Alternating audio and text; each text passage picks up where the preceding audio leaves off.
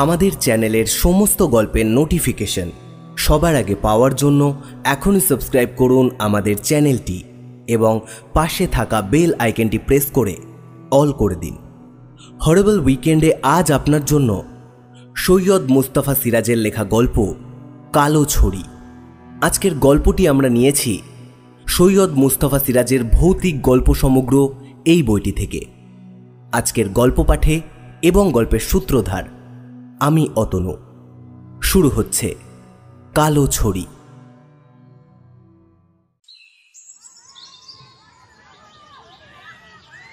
মুরারিবাবু প্রতিদিনের মতো মর্নিং ওয়াকে বেরিয়েছিলেন।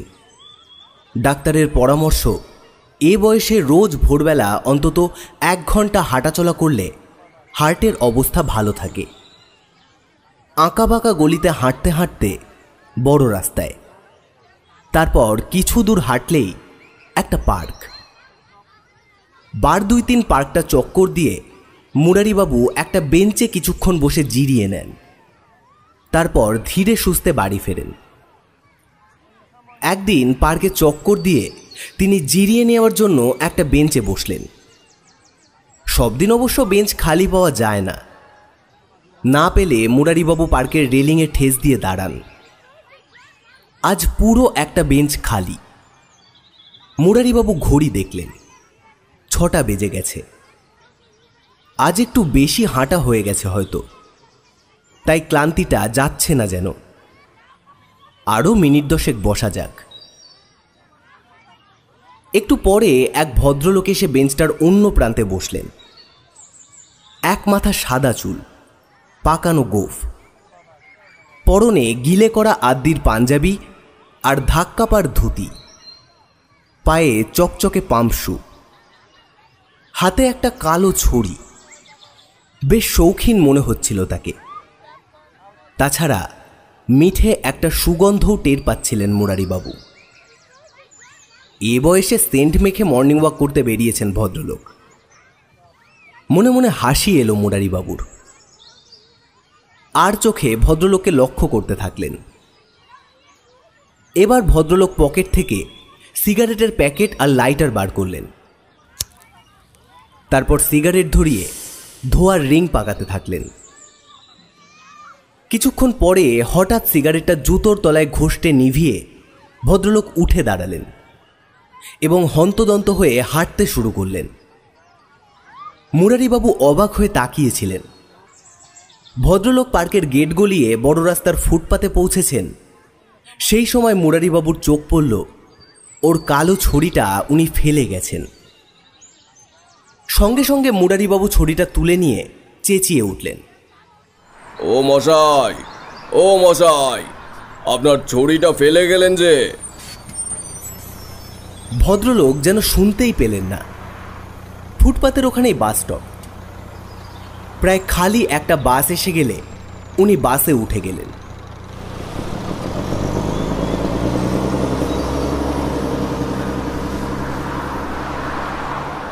বাসটা তক্ষুনি গর্জন করতে করতে জোরে চলে গেল। মুরারিবাবু ছড়িটা হাতে নিয়ে হতবাক হয়ে দাঁড়িয়ে রইলেন।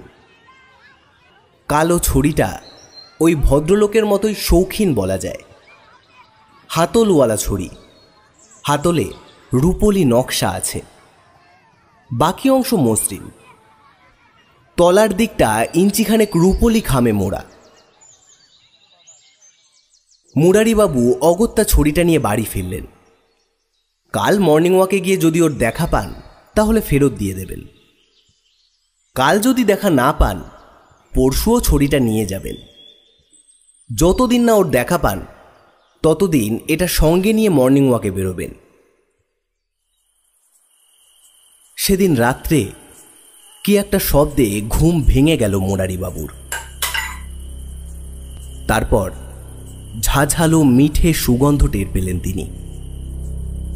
প্রথমে ভাবলেন মনের ভুল, পরে বুঝলেন না, মনের ভুল নয়। ঘরে সত্যি সুগন্ধ ম ম করছে। আজ ভোরবেলা পার্কের সেই ভদ্রলোকের কথা মনে পড়ে গেল। ঠিক এই গন্ধটাই তখন টের পেয়েছিলেন মুরারিবাবু। কিন্তু সেই সুগন্ধ এই ঘরের ভেতর কেন? চমকে উঠে মুরারিবাবু সুইচ টিপে টেবিল ল্যাম্পটা জ্বেলে দিলেন। তারপর মশারি থেকে বেরিয়ে সুইচ টিপে টিউবলাইটটাও জ্বাললেন। ঘরে তিনি ছাড়া দ্বিতীয় মানুষ নেই, থাকবেই বা কেমন করে? মশার জন্য মাথার দিকের দুটো জানলা সন্ধ্যের আগেই বন্ধ করে দেন মুরারিবাবু। পায়ের দিকে অর্থাৎ বাড়ির ভেতর দিকের দুটো জানলার মধ্যে একটা বন্ধ করেন, অন্যটা শুধু খোলা থাকে। পাশের ঘরে যাওয়ার দরজা এবং বারান্দায় যাওয়ার দরজা ভেতর থেকে বন্ধ আছে। তাহলে সুগন্ধটা কি ভেতরের বারান্দা থেকেই আসছে? সেই খোলা জানলা দিয়ে পা বাড়াতে গিয়ে হঠাৎ তার চোখ পড়ল দেওয়ালের ব্র্যাকেটে হাতল আটকে সেই কালো ছড়িটা তিনি ঝুলিয়ে রেখেছিলেন, সেটা নেই। অমনি বুকটা ধড়াস করে উঠল মুরারিবাবুর। ছড়িটা গেল কোথায়? অবশ্য তত ভীতু মানুষ তিনি নন।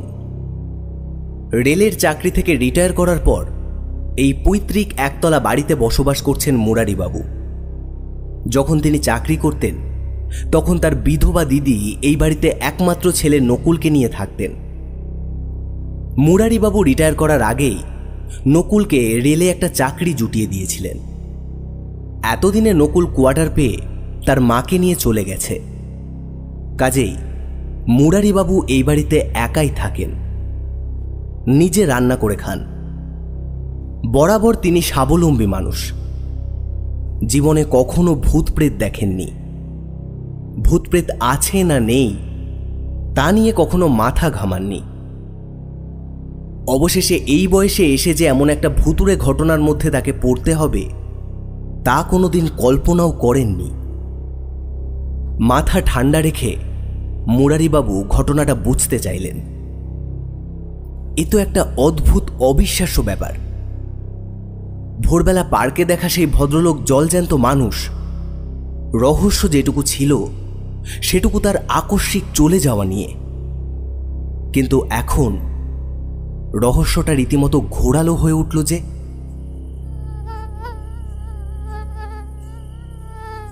একটু পরে মুরারিবাবু টের পেলেন ঝাঁকে ঝাঁকে মশা তার দুপায়ে যথেষ্ট হুল ফোটাচ্ছে। এ তল্লাটে মশার উৎপাত প্রচণ্ড। দেওয়ালের সুইচ টিপে টিউবলাইট বন্ধ করে মুরারিবাবু মশারির ভেতর ঢুকে পড়লেন। তিনি এখন মরিয়া, যা ঘটে ঘটুক তিনি গ্রাহ্য করবেন না। কিছুক্ষণ পরে মশারির ভেতর থেকে হাত বাড়িয়ে টেবিল ল্যাম্পের সুইচ অফ করলেন মুরারিবাবু। মাথার উপর নতুন সিলিং ফ্যান নিঃশব্দে ঘুরছিল। সুগন্ধটা তখনও ম ম করছিল।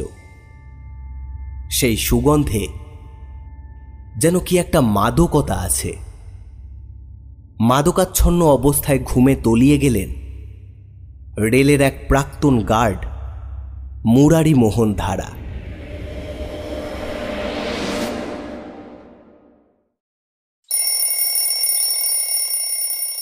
ঘড়িতে অ্যালার্ম দেয়া থাকে। ভোর 5টায় সেই অ্যালার্ম বাজলে মুরারিবাবুর ঘুম ভেঙে গেল। অভ্যাস মতো শশব্যস্ত হয়ে উঠে পড়লেন তিনি।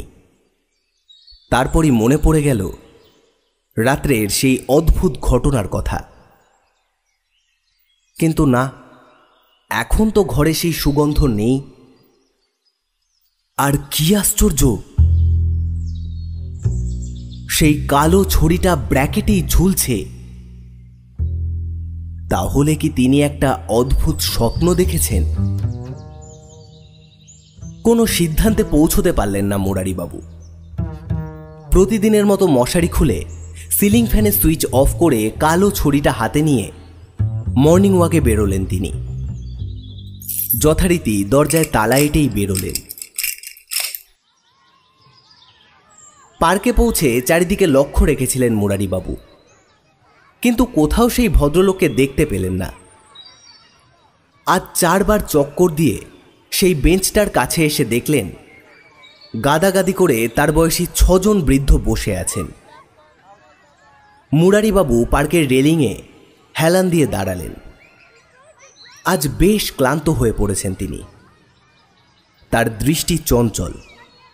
চারিদিকে তাকিয়ে সেই ভদ্রলোককে খুঁজছিলেন তিনি, কিন্তু কোথাও তাকে দেখতে পেলেন না। অগত্যা ছড়িটা নিয়ে আজ একটু দেরি করেই বাড়ি ফিরলেন মুরারিবাবু। কালো ছড়িটা দেওয়ালে আটা ব্র্যাকেটে আগের দিনের মতো ঝুলিয়ে রাখলেন। এদিন রাত্রে মুরারিবাবু সতর্কভাবে জেগেছিলেন। ফ্যানের বাতাসে মশারি দুলছিল, তাই ব্র্যাকেটে ঝুলানো ছড়িটাকে দেখা যাচ্ছিল না। ফ্যান বন্ধ থাকলে টেবিল ল্যাম্পের আলোয় মশারির ভেতর থেকে ওটা চোখে পড়ার কথা। টেবিল ল্যাম্পটা আজ ইচ্ছে করেই জেলে রেখেছিলেন। ক্রমে পাড়া নিঝুম হয়ে এলো। গলিতে রিক্সা চলাচলও বন্ধ হয়ে এলো এক সময়। মুরারিবাবুর চোখের পাতা ঘুমে জড়িয়ে আসছিল, তবু তিনি কষ্ট করে জেগে থাকলেন। রেলের গার্ড ছিলেন তিনি। ঘুম এলে মনের জোরে তাকে তাড়াতে পারেন। কতক্ষণ পরে হঠাৎ একটা শব্দ হলো।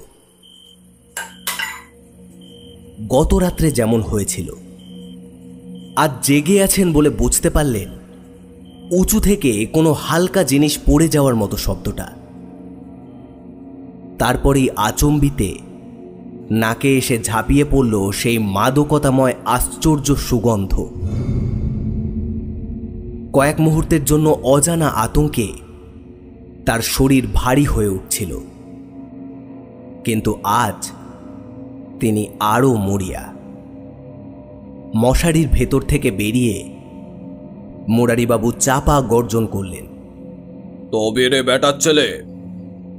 তারপর টিউবলাইট জেলে ব্র্যাকেটের দিকে তাকালেন। অমনি ভীষণ চমকে উঠলেন মুরারিবাবু। কালো ছড়িটা ব্র্যাকেট থেকে নিচে পড়ে গেছে। তাহলে এই শব্দটাই কাল রাতে তার ঘুম ভাঙিয়েছিল, এবং আজ রাত্রেও একই শব্দ তিনি শুনেছেন। ব্র্যাকেট থেকে ছড়ি পড়ে যাওয়াটা অস্বাভাবিক কিছু নয়। ফ্যানের বাতাসের ধাক্কায় হয়তো ছড়িটা দুলতে দুলতে পিছলে পড়ে গেছে, কিন্তু এই সুগন্ধটা। মুরারিবাবু ছড়িটা তুলে আবার ব্র্যাকেটে রাখার জন্য পা বাড়িয়েছেন। সেই সময় অবিশ্বাস্য ঘটনাটা ঘটে গেল। ছড়িটা মেঝে থেকে শটান সোজা হলো, তারপর শূন্যে ভেসে খোলা জানলার গড়াদের ফাঁক দিয়ে ভেতরের বারান্দায় চলে গেল। এবার বারান্দায় চাপা খুটখুট শব্দ হতে থাকল। মুরারিবাবু স্তম্ভিত হয়ে পড়েছিলেন। একটু পরে তার মনে হলো কে যেন বারান্দায় ছড়ি ঠুকঠুক করে পায়চারি করে বেড়াচ্ছে। সাহস করে জানলায় উকি দিলেন তিনি। বারান্দার ওপরে 40 ওয়াটের একটা বাল্ব সারা রাত জ্বলে। এলাকায় ছিচকে চোরের উপদ্রব আছে। হঠাৎ শব্দটা থেমে গেল। উকি মেরে মুরারিবাবু কাউকে দেখতে পেলেন না, তবে সেই সুগন্ধটা এখনো ঘরের ভেতর ম ম করছে। ক্রমশ মাথাটাও যেন ঝিমঝিম করছে। চোখের পাতা জড়িয়ে আসছে ঘুমে। টলতে টলতে মুরারিবাবু আলো নিভিয়ে গতরাতের মতো মশারিতে ঢুকে গেলেন এবং খুব শিগগিরই ঘুমিয়ে পড়লেন।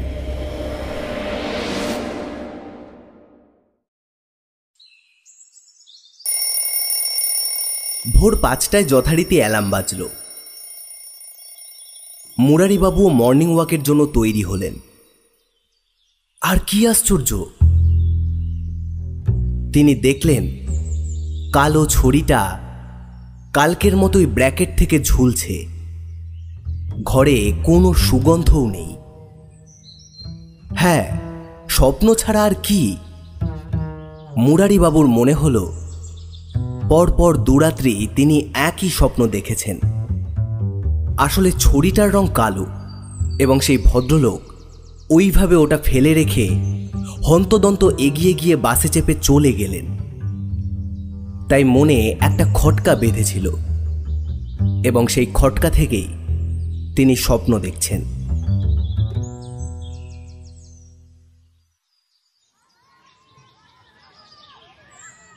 এদিনও পার্কে সেই ভদ্রলোককে খুঁজে পাননি মুরারিবাবু।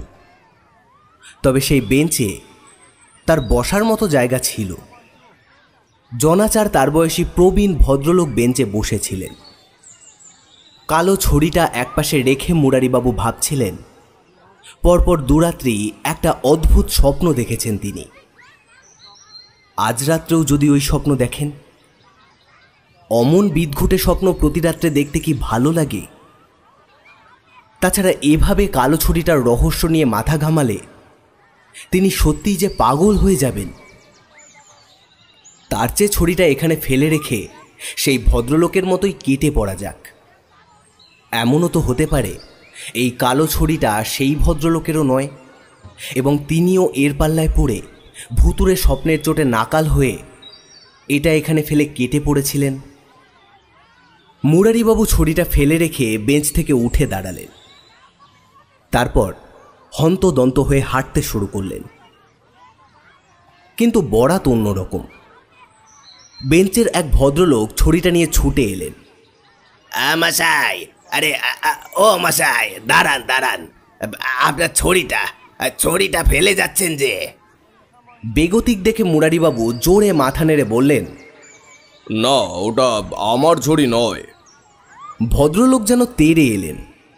আমার নয় মানে? আপনি ওটা হাতে নিয়ে বেঞ্চে বসলেন, আবার বলছেন এটা আপনার নয়? মুরারিবাবু বললেন, আপনি ভুল দেখেছেন। আমি ছড়ি হাতে বেঞ্চে বসিনি, ছড়িটা ওখানেই রাখা ছিল। এবার তর্ক বেঁধে গেল। ভদ্রলোক চেঁচিয়ে ডাকলেন, অবিনাশ দা, আরে ও অবিনাশ দা, এই রঞ্জন বাবু, আপনারা শিগগিরই এখানে একবার আসুন তো, আসুন আসুন। সেই বেঞ্চ থেকে চার প্রবীণ হন্তদন্ত হয়ে এগিয়ে এলেন। তারপর কথাটা শুনে সবাই এক বাক্যে বললেন, পরিতোষবাবু ঠিকই বলেছেন, আমরাও দেখেছি। ঠিক ঠিক আপনি ওই কালো ছড়ি হাতে নিয়ে এই বেঞ্চে এসে বসলেন, ঠিক এখন বলছেন এটা আপনার নয়। বলছেন মশাই, এই ব্যাপারটা কি খুলে বলুন না। খুলে বলুন। সব কথা খুলে বললে হয়তো এরা তাকে পাগল ভেবে ঠাট্টা তামাশা করবেন। এই ভেবে মুরারিবাবু ফোঁস করে শ্বাস ফেলে বললেন, ঠিক আছে, ছড়িটা দিন। বলে ছড়িটা নিয়েই তিনি হন্তদন্ত পার্ক থেকে বেরিয়ে গেলেন। ওরা চারজন ততক্ষণে হাসাহাসি করে সত্যিই বলছেন, একেবারে পাগল। মুরারিবাবু মনে মনে বললেন, এখনো পাগল হইনি, তবে শিগগিরই যে পাগল হয়ে যাব তা ঠিক। ওহ, হতচ্ছাড়া ছড়িটা। গলিতে ঢুকে তিনি ঠিক করলেন ছড়িটা বরং থানায় জমা দেবেন। শুধু বলবেন এটা তিনি আজ ভোরবেলা পার্কে কুড়িয়ে পেয়েছেন। বাড়ি ফিরে ব্রেকফাস্ট করে এবং তাড়িয়ে তাড়িয়ে এক গ্লাস চা খেয়ে মুরারিবাবু ছড়িটা নিয়ে বেরিয়ে পড়লেন। কিন্তু থানায় গিয়ে আর এক কাণ্ড। থানার বড়বাবু ছড়িটা দেখেই উত্তেজিতভাবে হাঁক দিলেন, সমাদ্দার বাবু, এই সমাদ্দার বাবু, এই শিগগিরই আসুন, দেখে যান। আরে আসুন আসুন। একজন পুলিশ অফিসার হন্তদন্ত ঘরে ঢুকে বললেন, বলুন স্যার। বড়বাবু বললেন, দেখুন তো, এটা আরডি বাবু সেই ছড়িটা কিনা? ওর স্ত্রী বলেছিলেন একটা কালো ছড়ি হাতানোর জন্যই ডাকাতেরা আরডি বাবুকে খুন করেছিল। ভদ্রমহিলা ছড়িটার যা ডেসক্রিপশন দিয়েছিলেন তার সাথে এটা মিলে যাচ্ছে, তাই না? সমাদ্দারবাবুও ছড়িটা দেখে চমকে উঠেছিলেন। ওটা হাতে নিয়ে হাতলের নিচের রূপলি অংশটা খুঁটিয়ে দেখার পর তিনি বললেন, হ্যাঁ স্যার, এই তো এখানে খোদাই করা আছে SK আড্ডি, তার মানে সুশীল কুমার আড্ডি। মুরারিবাবু ফ্যালফ্যাল করে তাকিয়েছিলেন। কি বলবেন তা ভেবে পাচ্ছিলেন না। বড়বাবু তার দিকে চোখ কটমট করে তাকিয়ে বললেন, দেখুন মশাই, এটা একটা সাংঘাতিক মার্ডার কেস, ছেলেখেলা নয়। সত্যি করে বলুন তো, আপনি এটা কোথায় পেয়েছেন? সমাদ্দারবাবু বললেন, স্যার আগে দেখা যাক এটার ভিতর হিরোগুলো আছে কি না। যদি না থাকে তাহলে এই ভদ্রলোককে অ্যারেস্ট করতে হবে। বলে তিনি ছড়ির হাতলটা ঘোরাতে শুরু করলেন। মুরারিবাবু অবাক হয়ে দেখলেন প্যাচটা খুলে হাতলটা আলাদা হয়ে গেল। তারপর সমাদ্দারবাবু ছড়ির মাথার দিকটা টেবিলে ঠুকতে লাগলেন। কয়েকবার ঠোকার পর খুদে 3 টুকরো উজ্জ্বল কি একটা জিনিস বেরিয়ে এলো। জানলা দিয়ে সকালের রোদ এসে পড়েছিল বড়বাবুর টেবিলে। সেই রোদে 3 টুকরো জিনিস থেকে চোখ ধাঁধানো দীপ্তি ঝলমলিয়ে উঠল। মুরারিবাবু হতবাক হয়ে তাকিয়ে রইলেন। এবার বড়বাবু সহাস্যে বললেন, আপনি এই ছড়িটা কোথায় পেলেন বলুন তো মশাই। মুরারিবাবু গুম হয়ে বললেন, আজ ভোরবেলা পার্কে কুড়িয়ে পেয়েছি। কিন্তু ব্যাপারটা কি স্যার? বললাম না, মার্ডার কেস। কদিন আগে সুশীল কুমার আড্ডি নামে এক ভদ্রলোক এই ছড়ি হাতে বেড়াতে বেরিয়েছিল। তারপরে একটা গলির মোড়ে তার ডেড বডি পাওয়া যায়। সমাদ্দারবাবু বললেন, স্যার আমার মনে হচ্ছে যে কোনো কারণেই হোক খুনিরা এই ছড়িটা হাতাতে পারেনি। বড়বাবু বললেন, কারণটা এবার আসামি দুটোর মুখ থেকেই শোনা যাক।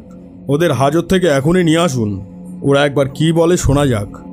সমাদ্দারবাবুর নির্দেশে 2জন কনস্টেবল হাতকড়া ও কোমরে দড়ি বাঁধা 2টো লোককে টানতে টানতে নিয়ে এলো।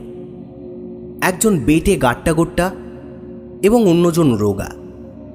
সমাদ্দারবাবু তাদের পেটে বার কয়েক বেটনের গুঁতো মেরে বললেন, বল বল হতো ছাড়া, এই ছড়ির জন্যই তোরা সুশীল বাবুকে মার্ডার করেছিস তাই না? কিন্তু ছড়িটা হাতাতে পারিসনি কেন? বেটনের গুঁতোর সঙ্গে চুল খামচে বেজায় টানাটানির চোটে অস্থির হয়ে বেটে লোকটা বলে উঠল, আমরা দুজনার সঙ্গে ছিলাম বটে, তবে খুনটা করেছিল বেচুলাল। স্যার ছড়িটা সেই হাতিয়েছিল। পরদিন বেচুর কাছে গিয়ে শুনি ছড়িটা নাকি তার ঘর থেকে নিপাত্তা হয়ে গেছে। আমি বিশ্বাস করিনি, ওকে খুব শাসিয়েছিলাম। বেচো মা কালীর দিব্যি কেটে বলেছিল স্যার। রাত দুপুরে খুটখুট শব্দ শুনে সে আলো জ্বলে দেখেছিল ছড়িটা নাকি জানলা দিয়ে পালিয়ে গেল স্যার। আর ঘরে নাকি ঝাঁঝালো সেন্টের গন্ধ। আপনারা বেচোকে খুঁজে বের করুন স্যার। এবার মুরারিবাবু চুপ করে থাকতে পারলেন না, বলে উঠলেন, একটা কথা জিজ্ঞেস করি, সুশীলবাবুর মাথায় কি সাদা চুল ছিল? বেটে আসামিটা ফোঁস করে শ্বাস ছেড়ে বলল, আজ্ঞে স্যার।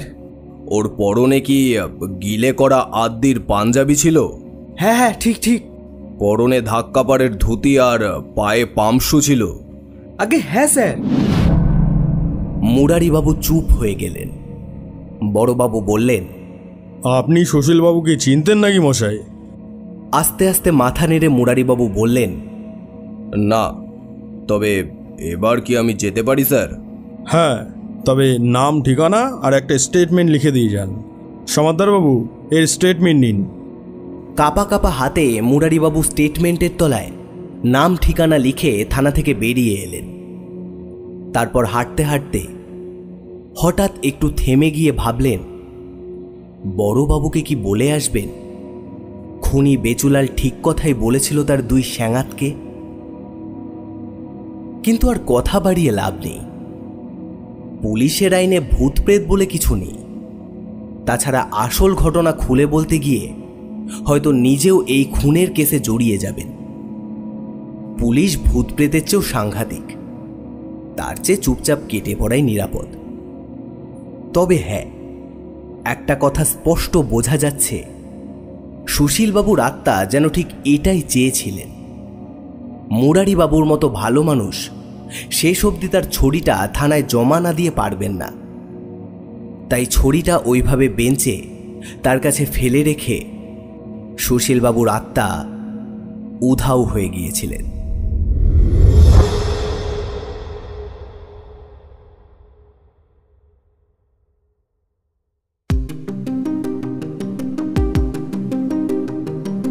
শুনলেন কালো ছড়ি, রচনা সৈয়দ মুস্তফা সিরাজ, বড়বাবু এবং পার্কের বৃদ্ধ অমিত, সমাদ্দারবাবু সম্পদ, আসামি শুভজিৎ, গল্পপাঠ মুরারিবাবু এবং পরিতোষবাবু অতনু, আবহ এবং প্রচ্ছদ টিম হরেবল উইকেন্ড, সমগ্র পরিচালনা এবং পরিকল্পনা অতনু। শেষ হলো কালো ছড়ি। আমরা আবার ফিরে আসব নতুন কোনো গল্প নিয়ে। ততক্ষণ ভালো থাকুন, সুস্থ থাকুন আর শুনতে থাকুন হরেবল উইকেন্ড।